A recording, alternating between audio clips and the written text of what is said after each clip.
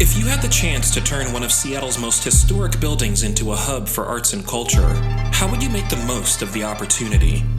More than a century after King Street Station's grand opening, that's the question facing visionary artists, civic leaders, and everyday citizens in 2016.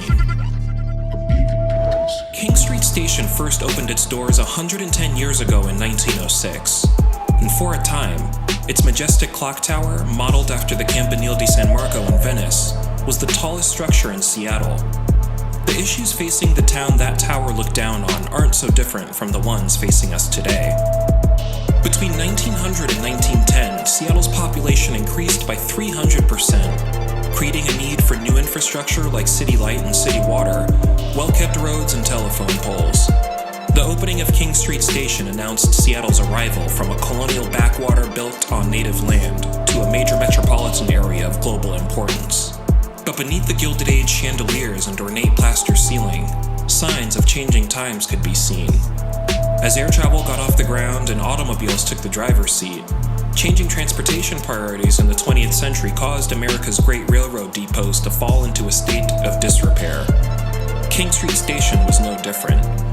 When the building achieved federal landmark status in 1973, the space was seen as a thing of the past, far from conversations about our civic future.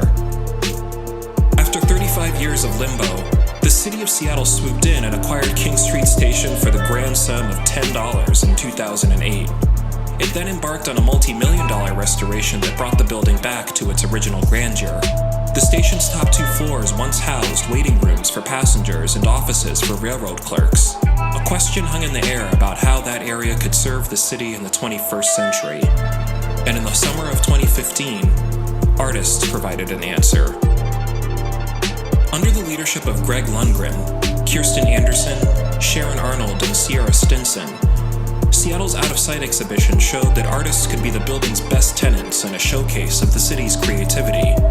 Then in February of 2016, Mayor Edward B. Murray announced that King Street Station's upper floors would be transformed into a cultural hub. After a process of public outreach conducted by the Seattle Office of Arts and Culture, King Street Station could be home to equity-focused arts programming, a new rehearsal and presentation space, an artist residency, or even an arts and culture journal that broadcasts Seattle's waves of cultural energy to the global community. We've come a long way from the days in 1906 when King Street Station was a drop-off point for horses and buggies. Time keeps ticking, and the clock tower still watches over us.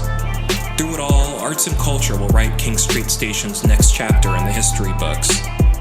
And we have a chance to make sure that it's a real page-turner.